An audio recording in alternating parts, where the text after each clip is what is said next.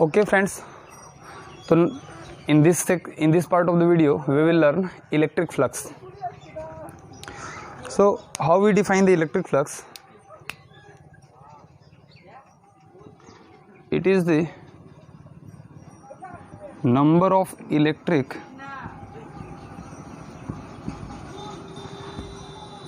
field lines of forces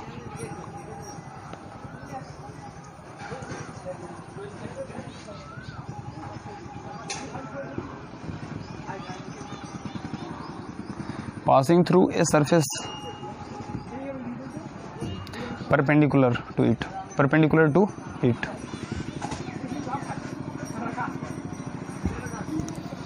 मतलब कि किसी भी सरफेस से परपेंडिकुलरली कितना electric field lines of forces cross कर रहे हैं, that will give you the electric flux, that will define you, that will give you the value of electric flux. It is a scalar quantity.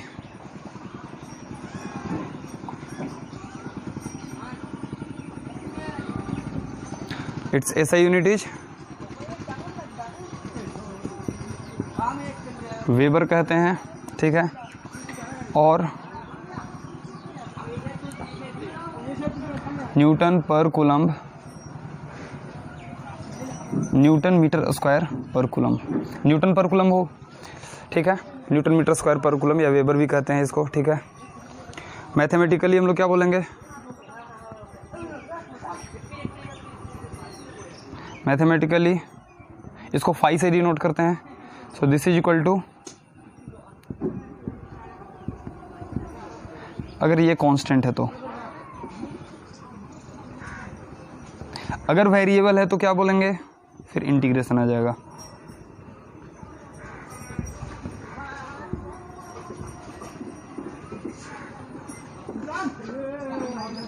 Over surface area S, ठीक है. मतलब कि ये ES cos theta आ जाएगा. यहाँ पर ध्यान दो, हम लोग एरिया वेक्टर को भी वेक्टर लेकर के चलते हैं, एरिया को वेक्टर क्वांटिटी की तरह ट्रीट करते हैं. जैसे अगर सरफेस एरिया S है, ध्यान दो, तो इसके नॉर्मल के लॉन्ग डायरेक्शन होगा. मतलब कि अगर ये मान लो कि इसकी रेडियस R है, if the radius is R, तो एरिया वेक्टर हम लोग क्या बोलेंगे? A equal to pi are square, और नॉर्मल का डायरेक्शन एन कैप है तो n cap. This is your area vector, ठीक है. तो इस वेक्टर का डायरेक्शन क्या होगा? Along the normal. ये नॉर्मल के अलोंग होता है, ठीक है. तो अगर मान लो कि इसी में like this electric field lines are passing, ठीक है, तो this is the angle theta. ये यूनिफॉर्म इलेक्ट्रिक फील्ड है, तो हमने E dot s equal to ES cos theta हमने लिया है. यहाँ पर थीटा दिखाया हुआ है आपको, ओके. तो इस केस के लिए अगर जो रेडियस R है, तो यहाँ पर हम लोग फाई क्या बोलेंगे बताओ? E into pi are square into cos theta. So this is the value of flux through this surface, okay. आगे बढ़ता हूँ इसमें.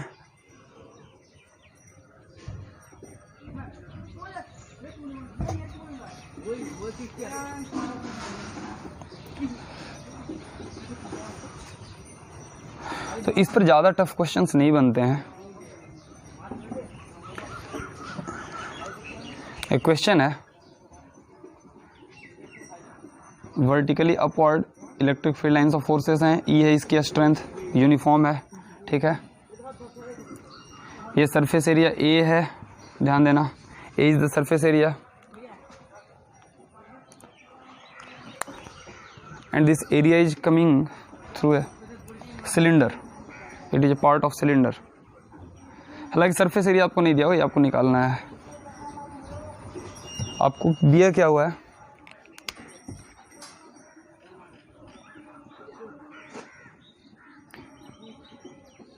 ये सिलेंडर है, ध्यान देना, सिलिंड्रिकल है.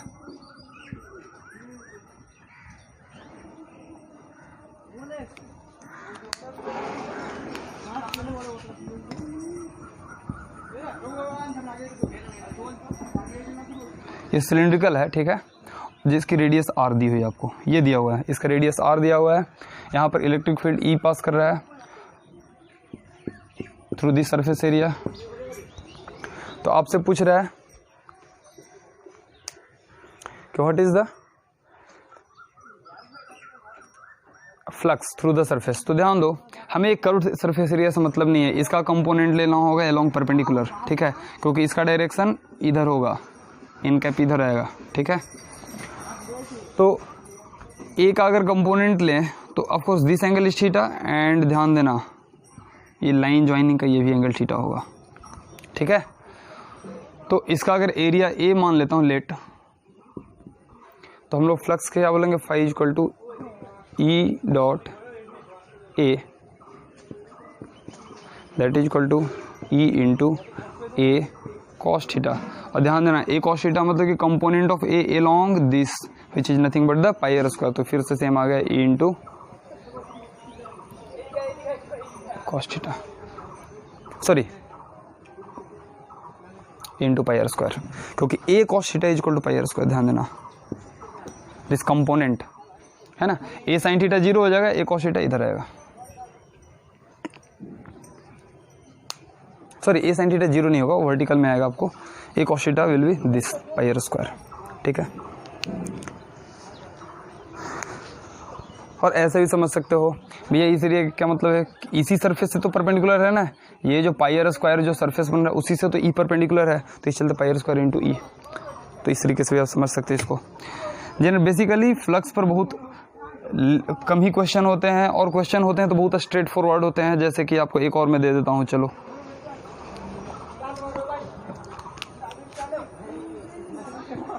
इन अ रीजन, ये क्वेश्चन है, in a region E is given as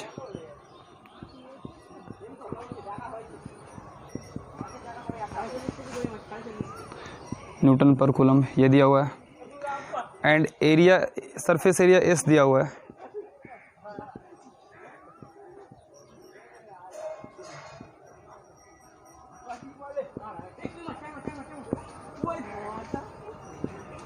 metre square.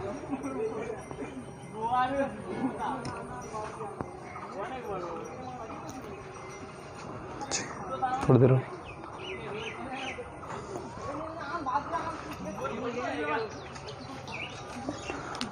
तो यहां पर आपको पूछेगा कि what is the flux. Flux कितना आएगा, तो हम लोग क्या लिखेंगे, हम लोग अभी पढ़ा था ई डॉट एस, बस डॉट प्रोडक्ट आपको करना आता है वेक्टर के बीच में, हमने सीखा था इसको क्लास 11th में ही सीखा था। सिंपल होता है, dot product is very easy. 2 को 2 से आई को आई से करते हैं तो आई डॉट आई 1 हो जाएगा, तो 2 इंटू 2, 3 इंटू -4 प्लस के को कैसे करते हैं तो 4 इंटू 1, तो ये हो जाएगा 4 माइनस 12 प्लस 4, तो ये हो जाएगा -4। अच्छा ये वेबर में आया आपका, ठीक है, क्योंकि मैंने सारा ऐसा यूनिट में लिखा है। अच्छा इसमें आप ये बताओ कि निगेटिव फ्लक्स का मतलब क्या होता है। तो ध्यान देना, किसी भी सरफेस एरिया से, किसी भी अगर सरफेस एरिया से अगर फ्लक्स बाहर आ रहा है, ध्यान देना, अगर सरफेस एरिया से फ्लक्स बाहर आ रहा है तो flux coming out of a surface is termed as positive. लेकिन अगर कुछ फ्लक्स इन कर रहा है इसमें तो उसको हम लोग बोलते हैं नेगेटिव। अब इसका मतलब कैसे पता चलेगा कि कौन आउट हो रहा है कौन इन हो रहा है, ये हमें कैसे पता चलेगा। तो ध्यान दो, जो सरफेस एरिया लिया हो इसका नॉर्मल का जो डायरेक्शन होगा, इसके डायरेक्शन में अगर फ्लक्स है तो इस फ्लक्स को पॉजिटिव कहेंगे, क्योंकि थीटा क्या होगा, पॉजिटिव, 0 डिग्री है तो कॉस थीटा पॉजिटिव होने वाला है, ठीक है। लेकिन तो डायरेक्शन कमिंग आउट मीन्स क्या, जिस डायरेक्शन में नॉर्मल है उसी डायरेक्शन में electric field lines of forces होने चाहिए, ठीक है। So that is the meaning of coming out, इसको हम लोग कमिंग आउट बोलते हैं, और इसको बोलते हैं कमिंग इन। तो इसमें क्या हो जाएगा, ध्यान दो, थीटा मोर देन 90 डिग्री, अगर ऐसे भी इन करे तो यहाँ से ध्यान दो थीटा इज ग्रेटर देन 90, और हम लोग जानते हैं कि कॉस थीटा का वैल्यू निगेटिव होता है for theta greater than 90 degree. तो this is the meaning of negative flux, मतलब कि this flux is entering into this surface area, ये इससे बाहर नहीं आ रहा है, ये इसमें इंटर कर रहा है, this is the meaning. I believe कि आपको समझ में आ रही है। ध्यान दो, फिर से समझो इसको।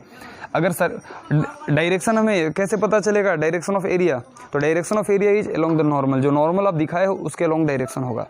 अब उस नॉर्मल के अलोंग अगर इलेक्ट्रिक फ्लक्स है या उससे some angle less than 90 degree, तो उसको हम लोग पॉजिटिव मानेंगे, क्योंकि it will be coming out, this is the meaning of coming out of the surface. और अगर उससे 90 डिग्री से ज़्यादा में जा रहा है तो ध्यान दो, जैसे ये दिखाया हुआ 2, तो ये इनटू द सरफेस है, दैट मीन्स कि flux will be negative. Okay, so this is your electric flux.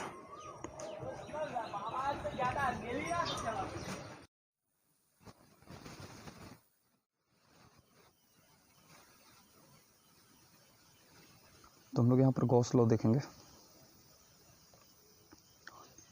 Definition से स्टार्ट करते हैं। डेफिनेशन बहुत सिंपल है। ये कहता है कि surface integral of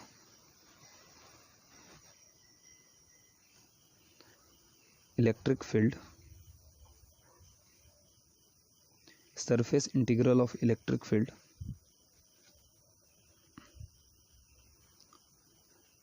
over a closed surface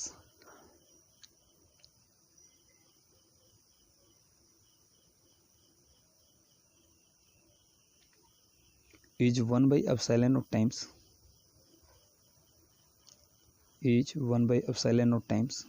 of charge enclosed by the surface.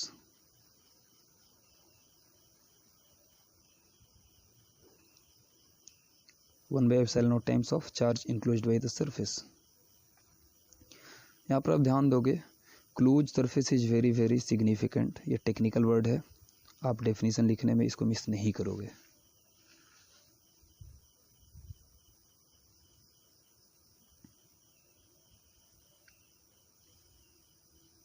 Mathematically हम लोग कहेंगे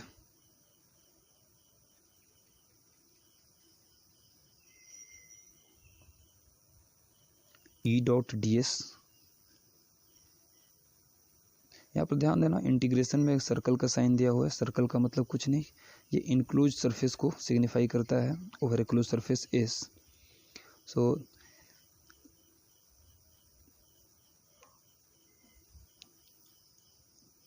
सो charge enclosed by epsilon naught. तो यहाँ पर इसका मतलब हुआ कि surface integral of electric field over a close surface will be equal to the charge enclosed by this closed surface. जितना चार्ज इनक्लोज करेगा that divided by epsilon naught.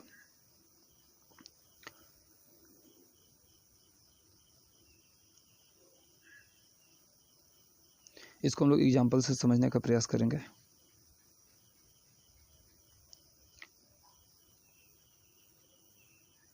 तो we have drawn a Gaussian surface, एक close surface है और इसके अंदर charge Q1, Q2, Q3 हैं, Q1 minus Q2 and Q3, और Q4 जो चार्ज है वो आउटसाइड है, outside the surface. So this is our Gaussian surface.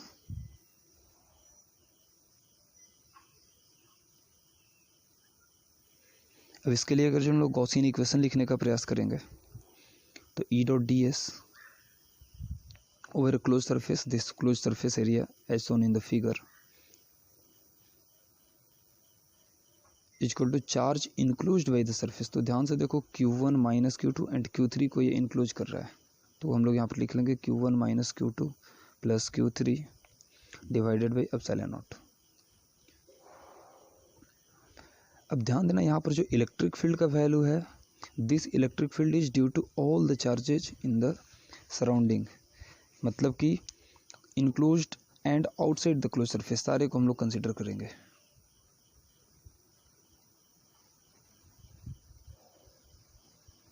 Q1, Q2 minus Q2, Q3 and Q4 all charges.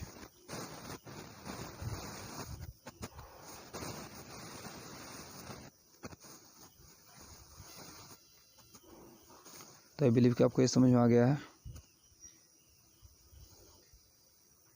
अब हम लोग इसका प्रूफ पर बात करते हैं, हाउ टू प्रूव इट, क्योंकि CBSE में पूछी जाती है।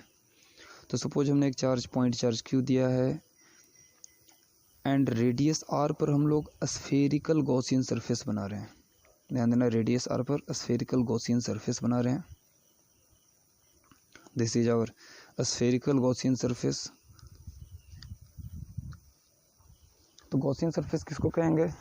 जो गॉस लॉ में यूज्ड होगा, ई डॉट डी एस, जो जहाँ पर हम डी एस बनाने वाले हैं और इंटीग्रेट करने वाले हैं फॉर ए क्लोज सरफेस।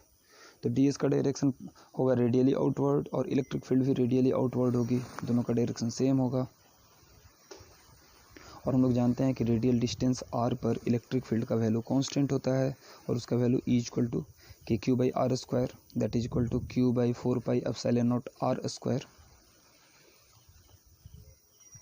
तो दोनों रेडियली आउटवर्ड हैं, D S as well as E. तो हम लोग अब स्टार्ट करते हैं। E dot D S is equal to क्या लिखोगे? यहाँ पर क्लोज सरफेस, अगेन हम लोग को स्फेरिकल क्लोज सरफेस लेकर के चलना है। तो E d s cos zero, as मैं पहले बता दिया कि दोनों के बीच एंगल 0 डिग्री है। और क्लोज सरफेस के लिए 0 से 4 पाई आर स्क्वायर तक हमें इंटीग्रेट करना होगा ताकि वो इंक्लूज कर सके। तो यहाँ पर हो गया ई डॉट डी एस, क्योंकि ई बाहर आ गया, कांस्टेंट था हम, और तो डी एस का इंटीग्रेशन हो जाएगा s 0 to 4 pi are square, तो 4 पाई आर स्क्वायर आ गया। अब ई का वैल्यू इसमें हम लोग पुट कर देंगे। ध्यान देना, इंटीग्रेशन से यहाँ पर बाहर आया है बिकॉज इट इज़ कांस्टेंट।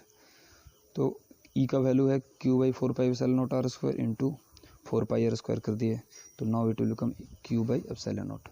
तो ध्यान दो, हम लोगों ने एलएचएस में गॉसियन इक्वेशन लेकर के चलाया था, surface integral of E dot ds, and we got Q by epsilon naught, where Q is what? Charge enclosed by the Gaussian surface.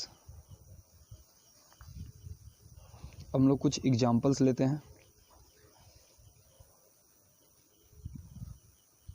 इस पर बेस्ड न्यूमेरिकल्स जो कर सकते हो आप। तो पहला क्वेश्चन है कि एक स्क्वायर है ऑफ साइड लेंथ a,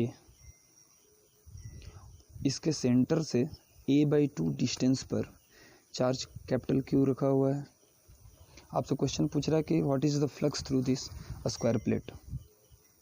इस स्क्वायर प्लेट के थ्रू हमें फ्लक्स निकालना है। तो question is charge Q is placed at a/2 distance above the square plate, so what is the charge Q, this charge capital Q is going at the centre of the cube.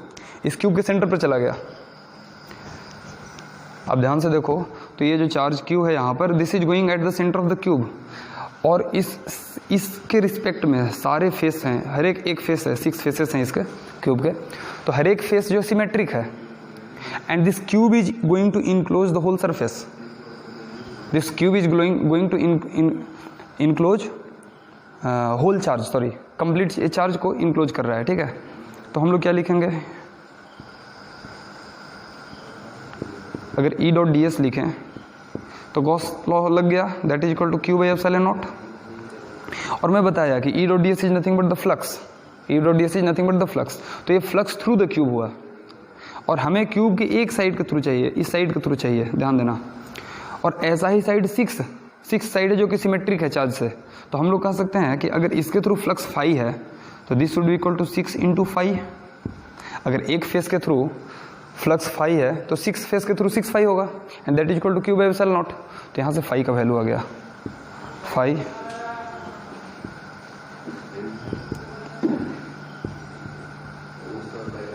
तो 1/6 of the Q by epsilon naught. Okay, similarly एक और question ले लेता हूँ, फिर से cube ही है।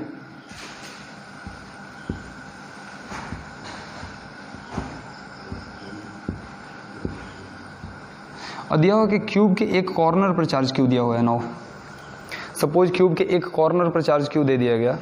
Now what will be the flux through that cube. बोल रहा है कि क्यूब के थ्रू फ्लक्स कितना होगा, what is the flux through the cube, what is the flux through the cube.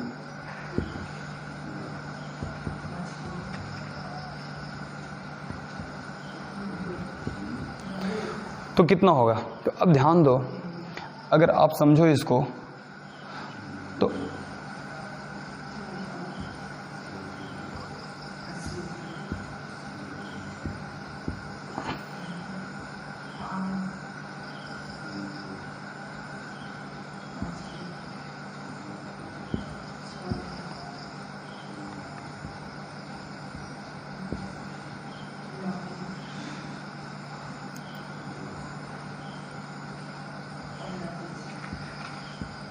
तो अगर 4 क्यूब हम लोग बनाए इस तरीके से, तो ये चार्ज का इस पार्ट कवर हुआ, बैक पार्ट के लिए ऐसा 4 क्यूब और लगेगा। अब ध्यान से देखो, इस चार्ज का 50% पार्ट कवर हुआ है और 50% जो है बैक में है, उसको कवर करने के लिए ऐसी 4 क्यूब और लगेंगी।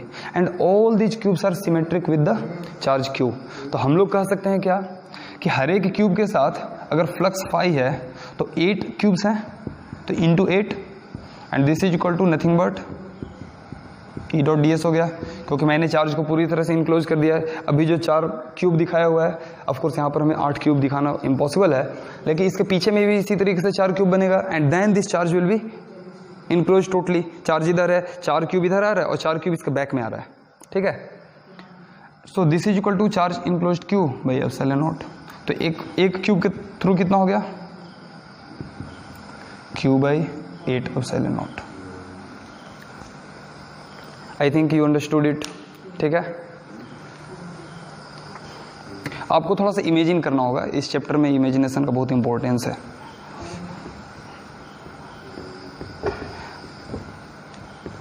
अब इसी में अगर जो पूछ दिया जाए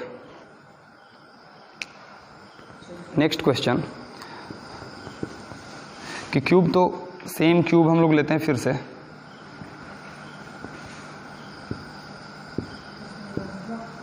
इसके कॉर्नर पर चार्ज क्यू है। अब बोल रहा है कि what is the flux through one face, इसके थ्रू फ्लक्स क्या होगा।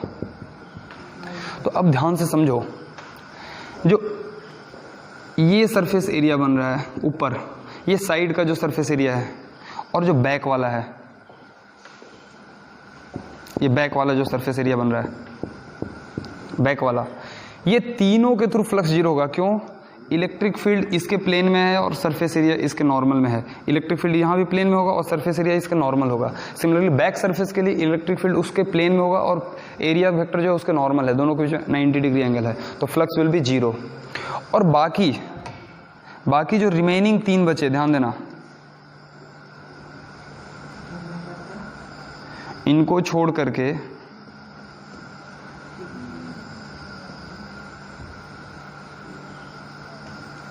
रिमेनिंग जो 3 फेसेस बचे,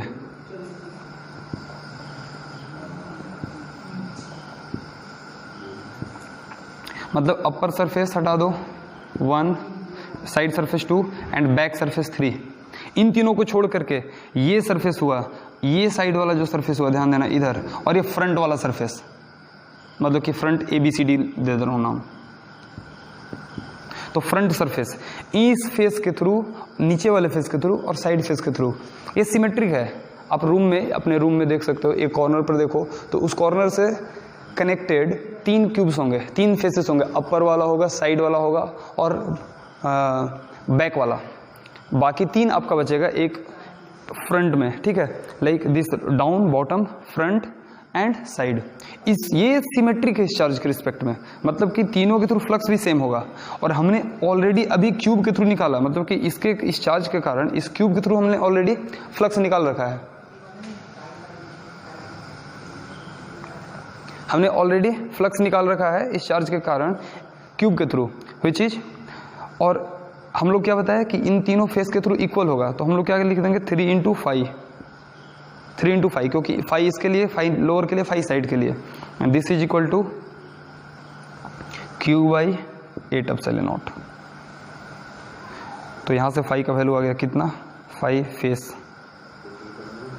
इक्वल टू, ध्यान देना फेस दिखाया हुआ है किस फेस के लिए, ठीक है, Q by 24 epsilon naught. Okay,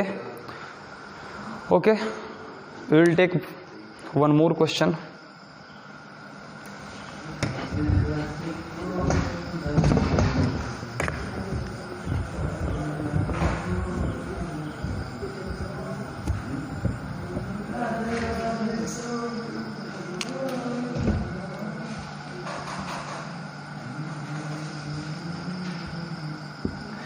ये क्यूब से बहुत सारा क्वेश्चन पूछा जाता है। फिर से क्यूब है, अब बोल रहा है क्यूब के सारे कॉर्नर पर चार्ज क्यू है, all corners are occupied with charge Q.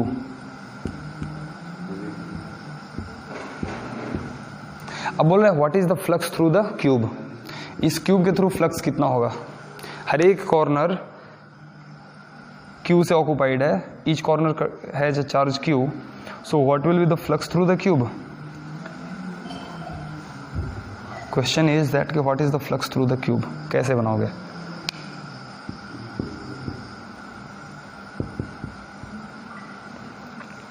तो सी, एक चार्ज के कारण क्यूब के थ्रू कितना होता है? Q by 8/0। तो 8 के कारण कितना हो जाएगा? 8 इंटू क्यू बाई 8/0। आ रही बात समझ में? अब भी जस्ट हमने प्रीवियस क्वेश्चन में देखा कि एक चार्ज के कारण पूरे क्यूब के थ्रू कितना था? Q by 8/0। तो 8 चार्ज है तो पूरे क्यूब के थ्रू कितना हो जाएगा? 8 इंटू दिस, मतलब कि सिंपल हो गया क्यू बाई 0। तो आई बिलीव कि यहाँ तक आप समझ गए हो। Okay, thank you. Next video will see ahead.